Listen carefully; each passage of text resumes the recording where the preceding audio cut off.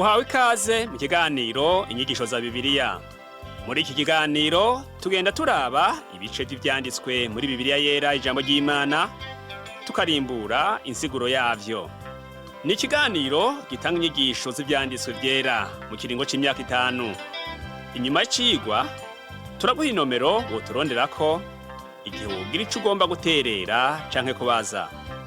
Kaze twumvirize kandi twigishwe.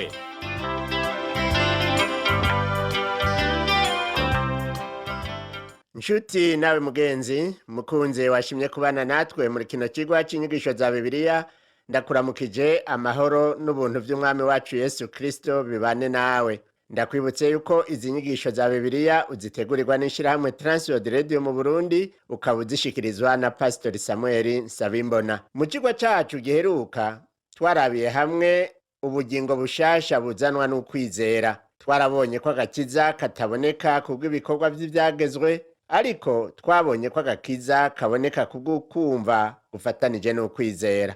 Twarabiye hamwe ukuntu abigaratiya batanguriye mu vy'impwemu hanyuma bahereza mu vy'umubiri. Pawulo yaciye abita ibijuju abantu batagira ubwenge. Twize kandi ku bibazo bibiri Pawulo yabajije abigaratiya. Havuga ngo ariko namba twabonetse ko turi abanyavyaha hamwe twarondera gutsindanishirizwa no kuba muri Kristo, mbega Kristo ni umukozi agabura icaha? Eka namba. Twarabonye ko ijambo gutsindanishirizwa ari ijambo ryo mu rurimi rw'ikigiriki risobanura kwambika izera umuntu canke kutamuharura kw'ikibi. Twatsindanishirijwe ngo ntiduharurwe kw'ikibi kubwo kwizera Kristo Yesu. Si uguharirwa ivyaha gusa, ariko n'ugukura kw'ivyaha n'ukongerwa ukugororoka kwa Kristo, tugaca tuboneka ko tugororotse imbere y'Imana.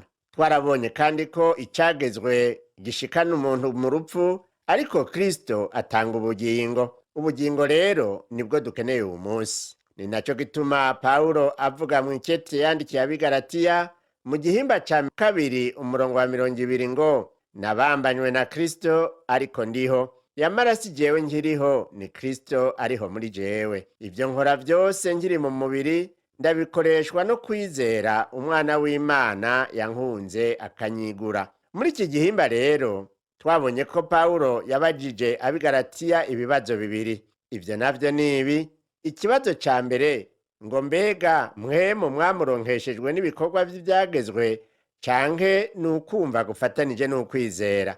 Mu vyanditswe ntaho tubona ko hari umuntu yarose mpwemu yera kubw'ibikorwa vy'ivyagezwe. Umuntu aronka mpwemu yera kubwo kumva gufatanije n'ukwizera. Mpwemu yera ni ikimenyetso cyo gukizwa. Ijambo ry'Imana rivuga mu ikete Pawulo yandikiye Abaroma mu gihimba c'8 umurongo w'9 ngo ariko mweho ntimuganzwa n'akameremere k'umubiri, ariko muganzwa na mpwemu, niyaba mpwemu w'Imana aba muri mwebwe. Ariko iyo umuntu adafise mpwemu wa Kristo ntaba ari uwiwe. Ikibazo kigira kabiri Pawulo yabajije abigaratiya tugisanga mu gihimba ca 3 umurongo wa 3 wo muri rikete yandikiye abigaratiya. Ico kibazo kivuga ngo mbega mwakabaye muri bijuju mutyo? Mwatanguye mu vya mpwemu, mbega none musozereye mu vy'umubiri? Ijambo ry'Imana rivuga ko abihanganye bazokwambikwa igitsibo c'ubugingo. Mbega none wewe wumva ugomba ico gitsibo? Shikama mu nzira y'Imana, nayo Imana izokugirira neza. Mu kigwa c'uno munsi turabira hamwe uko Aburahamu yatsindanishirijwe n'ukwizera. Tubone ko ibikorwa vy'ivyagezwe bidakiza, ahubwo vyagiriza umuntu icaha hanyuma bikamwica. Turaja kubona kandi ko ukwizera gutsindanishiriza kudatanga ubugingo. Reka rero tubandanye ikigwa cacu c'uno munsi. Inyuma ya vya bibazo bibiri twabonye mu kigwa giheruka, ari vyo ngo mbega mpwemu mwamuronkeshejwe n'ibikorwa vy'ivyagezwe canke n'ukumva gufatanije n'ukwizera, hamwe na mbega mwakabaye muri bijuju mutyo? Mwatanguye mu vya mpwemu, mbega none musozereye mu vy'umubiri? Reka ubu naho tubandanye n'icigwa cacu c'uno munsi, kikaba gifatiye mu gihimba ca 3 co muri kete Pawulo yandikiye abigaratiya turahera ku murongo wa 5 tugeze ku murongo w'10. Umurongo wa 5 Pawulo abaza ab'i Galatiya ngo iyaba mpwemu agikorera ibitangaza muri mwebwe, mbega abikoreshwa nuko mukora ibikorwa by'ibyagezwe canke nuko mwumvise mukizera?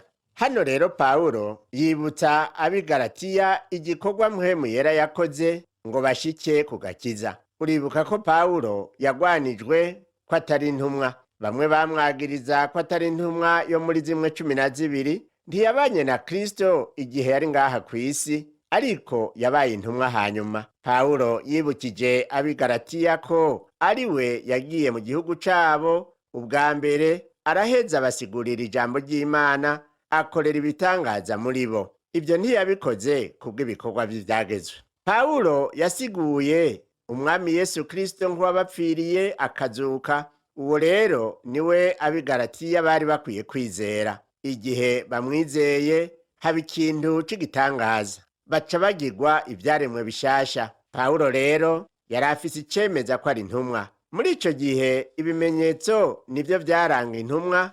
Intumwa nazo zari zifise ingabire zose ziboneka mu vyanditswe vyera, zikaba zari zifise ibimenyetso byose by'izo ngabire. Pawulo rero yarashobora gukora ibitangaza nk'izindi ntumwa. Yarakiza abagwaye, akazura n'abapfuye.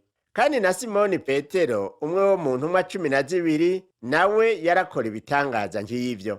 Gukora ibitangaza nk'ivyo cari kimwe mu bimenyetso by'intumwa muri ico gihe. Intumwa rero zatuzaniye ijambo ry'Imana. Twizera ko iryo jambo ry'Imana ryubatswe kuri Kristo Yesu nk'umukuru, ari we buye rigumye ifuruka. Ni ukwizera kubatswe ku itanguriro, ari ryo ntumwa n'abavugishwa n'Imana. Ibyo rero vyemeza ukuri k'ubutumwa bwiza. Ibimenyetso nk'ivyo ntibikibonekeza nk'uko vyari bimeze muri ico gihe. Ikintu gihambaye kuri twebwe dukwiye kumenya hano nuko Pawulo atagiye i Galatiya nk'umufarisayo asigura ivyagezwe, ariko yagiye nk'intumwa isigura ubutumwa bwiza bwa Yesu Kristo. Rero mu ncamake twarabonye ko gutsindanishirizwa kubw'ukwizera ari vyo ab'i Galatiya bari barigishijwe. Ni naco gituma Pawulo yarabajije ati, yemwe Bagalatiya, ninde yabaroze? Pawulo hano muri iki gihimba yanditse mpwemu yera ibihetangabo 3. Yabibukije ko batarose mpwemu yera kubw'icagezwe. Mpwemu yera ni ikimenyetso cyo gukizwa. Ni ngirakamaro kubona ubutumwa ari ukuri, utaravye ivy'ab'i Galatiya baciyemwo canke uwundi muntu wese. Ubutumwa bwiza buvuga ivy'umwami Yesu Kristo yadukoreye. Ivy'umuntu yaciyemwo bishigikira ubutumwa, kandi nibyo Pawulo yerekana muri iki gihimba. Reka rero ubu naho turabe ikigereranyo ca Aburahamu. Mu gusobanura icizerwa cyo gutsindanishirizwa kubw'ukwizera, Pawulo yakoresheje ikigereranyo ca sogokuruza Aburahamu, hanyuma akoresha ikigereranyo ca Hagayi na Sarayi, nk'uko tuzobibona mu gihimba ca 4 c'iri kete yandikiye ab'i Galatiya. Muri iki gihimba ca 3 rero kirimwo ikigereranyo ca Aburahamu n'igihimba gihambaye c'iki gitabo. Reka rero dutangure twumve ukuntu Aburahamu yatsindanishirijwe kubw'ukwizera. Mu gihimba ca 3 umurongo wa 6 havuga ngo, ni nk'uko Aburahamu yizeye Imana akabiharurwa ko nk'ukugororoka. Uwo murongo dusomye Pawulo yakoresheje yawukuye mu gitabo c'Itanguriro mu gihimba ca 15 umurongo wa 6. Uwo nawo uvuga ibya Aburahamu ngo yizera Uhoraho, Uhoraho abimuharurako nk'ukugororoka. Uwo murongo kandi Pawulo yawukoresheje mu ikete yandikiye Abaroma mu gihimba ca 4 umurongo wa 13. Aburahamu yatubereye akarorero keza ku byo gutsindanishirizwa n'ukwizera. Nk'uko tubibona, Pawulo yakoresheje aka karorero mu ikete yandikiye Abaroma no mu ikete yandikiye ab'i Galatiya. Titwovuga ko Aburahamu yatsindanishirijwe kubw'ivyagezwe, kuko ivyagezwe vya Mose vyatanzwe haciye imyaka 400 inyuma y'ubuzima bwa Aburahamu. kandi ntitwovuga ko yatsindanishirijwe imbere y'Imana igihe Imana yamuha itegeko ryo gukebwa. Gukebwa cyari ikimenyetso cy'ukwizera kwa Aburahamu, nk'uko umubatizo ari ikimenyetso cy'abizera uwo munsi. Ariko rero ugukebwa canke umubatizo ibyo ntibishobora kudukiza, ntacyo bidufasha mu kuronka agakiza. Ni ibimenyetso by'inyuma ku rukoba byerekana igikorwa cy'imbere mu mutima. Rero ubikorewe imbere mu mutima atakirahinduka, bica bihinduka imfagusa. Igihe Aburahamu yabwira Imana ko atamwana afise, mbega urazi icyo Aburahamu yishyuye Imana? Ijambo ry'Imana mu gitabo cy'Itanguriro igihimba cya 15 umurongo wa 6 riravuga ngo, yizera Uhoraho, Uhoraho abimuharurako nk'ukugororoka. Mu yandi majambo, Aburahamu yishyuye ati, bibe nk'uko uvuze. Mbega igihe Imana yabwira Aburahamu ko azoronka umwana, mbega urazi icyo Aburahamu yishyuye Imana? Ijambo ry'Imana mu gitabo cy'Itanguriro igihimba cya 15 umurongo wa 6 rivuga ngo, yizera Uhoraho, Uhoraho abimuharurako nk'ukugororoka. Mu yandi majambo, Aburahamu yishyuye ati, bibe nk'uko uvuze. Mbega ibi hari icyo bivuga ku bugingo bwawe n'ubwanje? Egome cyane, birafise icyo bivuga. Imana ibwira wewe nanje iti, natanze umwana wanje kugira ngo agupfire. Uwumwizera ntazopfa rubi, ahubwo azoronka ubugingo budashira. Namba rero nshuti yanje, umwizera waratsindanishirijwe, urafise ubuzima budashira. Aburahamu nawe yarizeye abiharurwako nk'ukugororoka. Mbega yaharuwe nk'ukugororoka kubw'ibikorwa? Oya namba, kuko ibikorwa vyiwe ntivyari vyiza. Nta kintu gitunganye yari afise cyo guha Imana ngo imuharure nk'umugororotsi.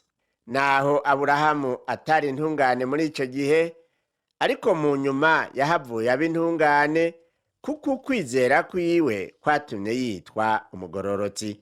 Hanyuma Imana yagiranye nawe isezerano. Nshuti yanje mugenzi uri kurakurikira kino cigwa c'inyigisho za Bibiliya, haciye imyaka myinshi Yesu Kristo agiye ku musaraba ngo abe incungu y'ibyaha byanje n'ibyawe.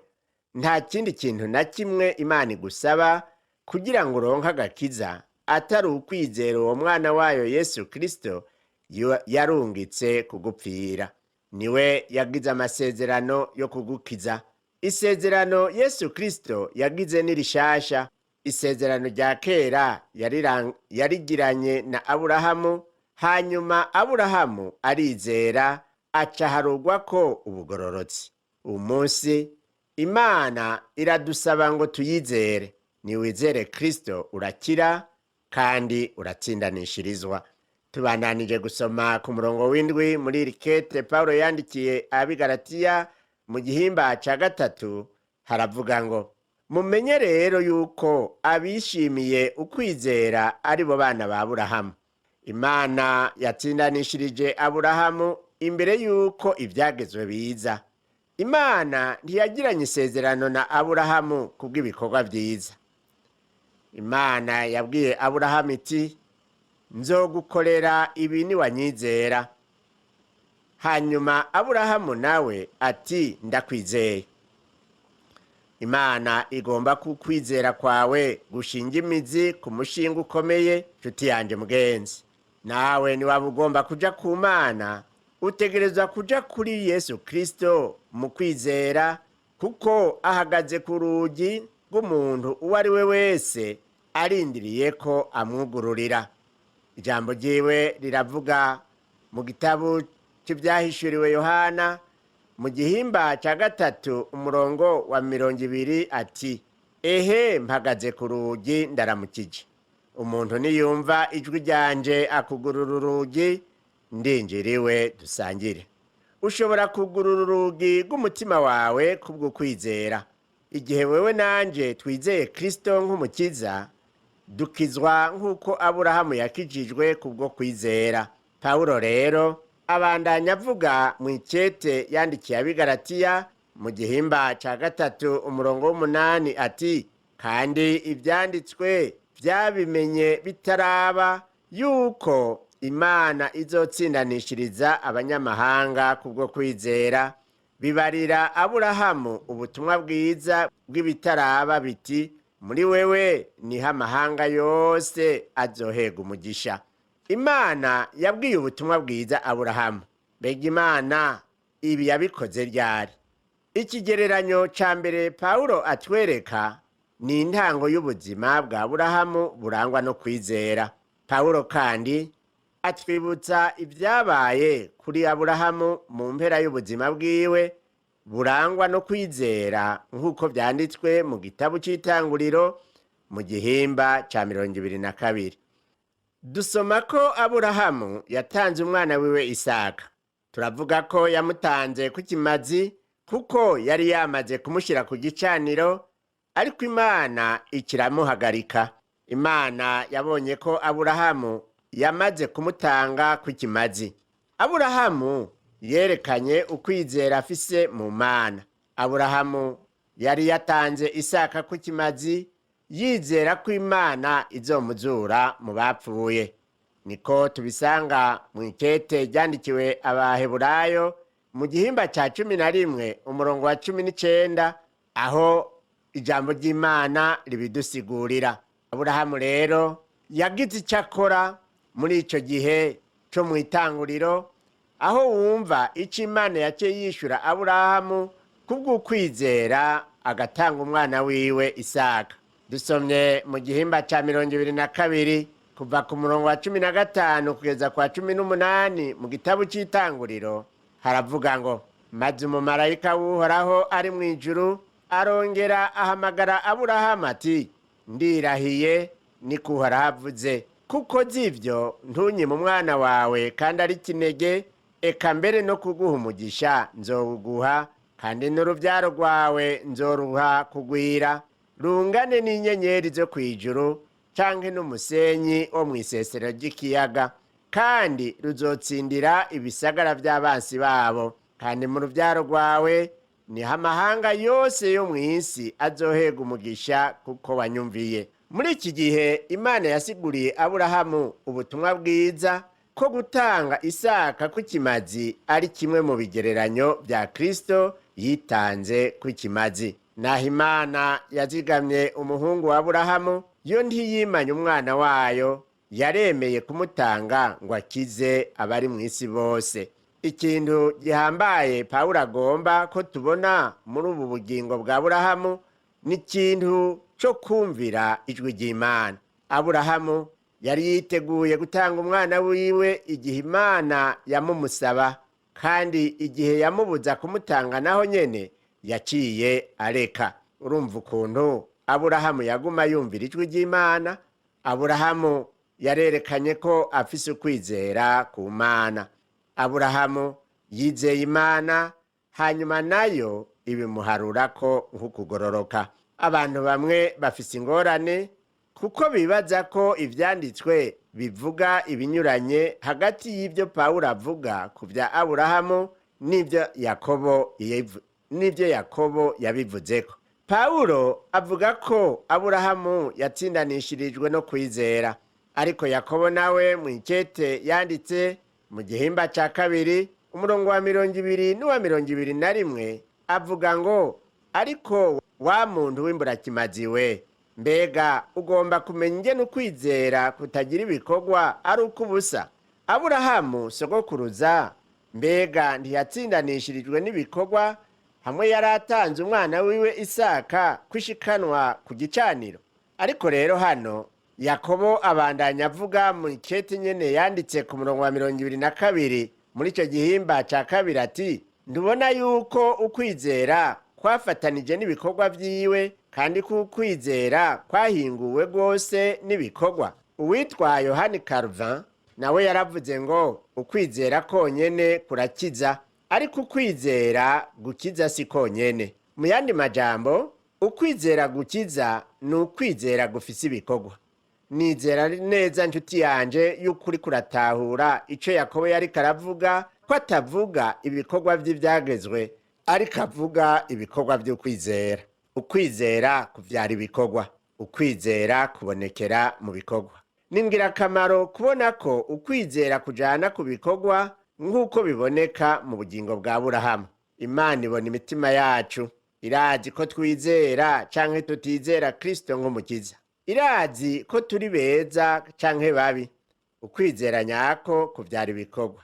Umuntu asomye neza mw'ikete ryanditswe na Yakobo mu gihimba ca kabiri, hahishura ko Yakobo yakoresheje inkuru ya Aburahamu kugira ngo yerekane ko ukwizera kutagira ibikorwa kuba gupfuye. Iki gihimba rero co mw'ikete rya Yakobo sico Pawulo yakoresheje ku Bagalatiya, aho avuga ko Aburahamu yatsindanishirijwe no kwizera. Pawulo avuga ko ukwizera konyene gukwiye kugira ngo umuntu atsindanishirizwe, nk'uko tubibona kuri Aburahamu mu gitabo c'Itanguriro mu gihimba ca 15. Yakobo avuga ko ukwizera kutagira ibikorwa kuba gupfuye, nk'uko tubibona kuri Aburahamu mw'Itanguriro igihimba ca 22. Imana yari izi ko Aburahamu afise ukwizera nyako kuva mw'Itanguriro igihimba ca 15. Ibikorwa Yakobo avuga si ibikorwa vy'ivyagezwe. Ivyagezwe ntivyatanzwe mu gihe ca Aburahamu. Ivyo rero dutegerezwa kubimenya. Mw'ikete ryanditswe na Yakobo mu gihimba ca kabiri umurongo wa 23 abandanya kuvuga ngo, kandi canditswe kirashika kivuga ngo Aburahamu yizeye Imana ibimuharurako nk'ukugororoka, kandi yitwa umukunzi w'Imana. Yakobo mu ntango y'uwo murongo yibanda ku vyo Pawulo avuga ubwa mbere ku bijanye n'ubugingo bwa Aburahamu burangwa n'ukwizera. Hanyuma Pawulo avuga ku butumwa bwiza bwabwiwe Aburahamu mu mpera y'ubugingo bwiwe, igihe Imana yashitse isezerano kuri we. Rero ivyo Pawulo yanditse n'ivyo Yakobo yanditse ntibinyuranye na gatoya, kuko bose bavuga bimwe. Umwe araba ukwizera mu ntango, uwundi nawe akakuraba mu mpera y'ubugingo bwa Aburahamu. Umwe araba mu mizi y'ukwizera, uwundi nawe akaraba ivyamwa vy'ukwizera. Imizi y'ukwizera ivuga ko ukwizera konyene gukiza, ariko ukwizera gukiza kuvyara ibikorwa. Tugaruke kw'ikete Pawulo yandikiye Abigalatiya rero mu gihimba ca gatatu, turabe umurongo w'9, nawo uravuga ngo, nuko abishimira ukwizera bahabwa umugisha hamwe na Aburahamu yizeye. Imana ikiza umunyabyaha uwo munsi nk'uko yakijije Aburahamu. Imana igomba ko umunyabyaha yizera. Yasavye Aburahamu kuyizera, hanyuma nawe arayizera. Imana isaba wewe nanje, nshuti yanje, kwizera ko yamaze kuturungikira umwana wayo Yesu Kristo akadupfira. Uwo munsi umuntu akizwa n'ukwizera. Ku binyuranye n'ibi navyo, Pawulo avuga ati, abishimira ibikorwa vy'ivyagezwe bose bari n'umuvumo, kuko handitswe mw'ikete ryandikiwe Abigalatiya igihimba ca gatatu umurongo wa 10 ngo, azoba avumwe umuntu wese adashishikara ivyanditswe vyose vyo mu gitabo c'ivyagezwe ngo abikore. Ijambo rihambaye uwo munsi ni ugushishikarira. Birashika ko habaye umunsi mu buzima bwawe aho wumva ko umerewe neza, aho wumva ko uri hejuru ya vyose. Kuri uwo munsi ugendana n'Imana muri vyose. Mbega none uwo munsi uracagendana n'Imana? Birashika yuko hanyuma wahavuye uvuga ngo ko nakoze ivy'Imana irankiza. Ariko raba neza ico umurongo uvuga. Avuga ngo azoba avumwe umuntu wese adashishikarira ivyanditswe vyose mu gitabo c'ivyagezwe. Mbega wewe urashishikara? Uritondera ijambo ry'Imana ijoro n'umurango, mu maja no mu maza, amasaha 28 ku munsi, iminsi 7 kw'iyinga, canke amayinga 52 yo mu mwaka? Asangwa uri umuntu w'inyama n'amaraso gusa, ntuzobishobora kuvyitondera. Urakeneye gufashwa na Mpwemu Yera. Igihe udashobora gushitsa ivyo, ivyagezwe bica bigucira urubanza rwo gupfa, kuko ivyagezwe ni ruburakigongwe.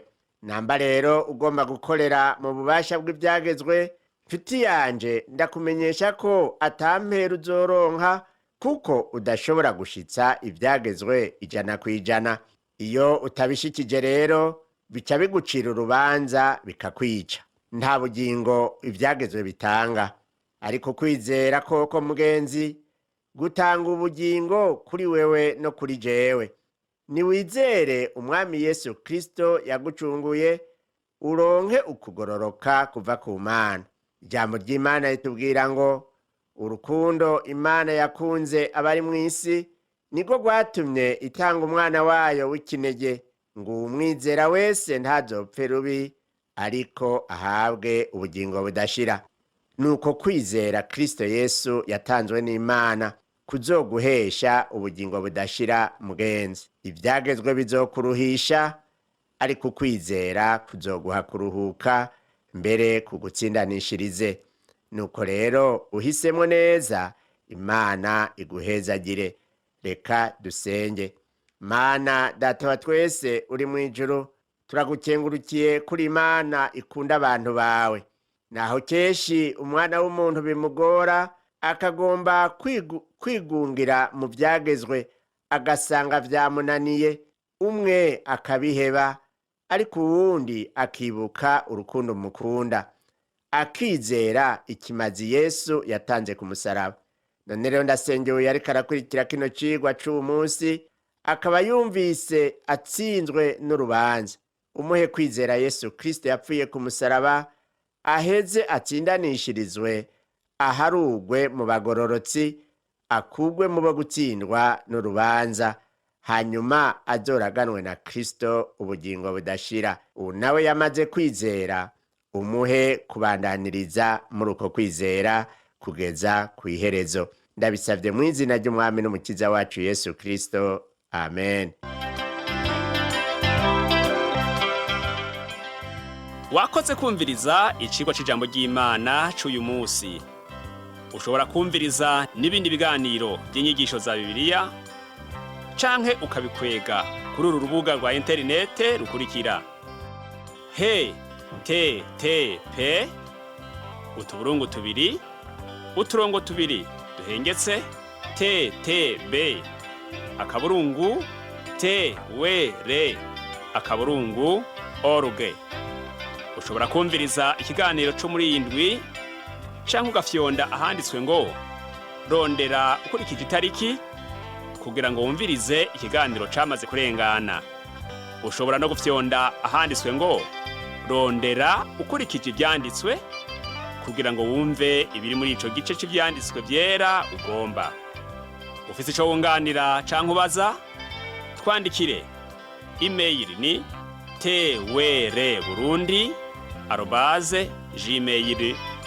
twrburundi@gmail.com. Ushobora kandi kudusanga kuri Facebook yitwa TWR Burundi. Ushobora no kutwakura kuri iyi telefone yo mu biro, inomero ni 22 24 26 57 mu masaha y'akazi, canke kuri telefone ngendanwa, inomero ni 69 67 12 77 79 74 19 93. Udusanga kandi kuri WhatsApp, nimero ni 79 38 71 99. Yesu aguhezagire.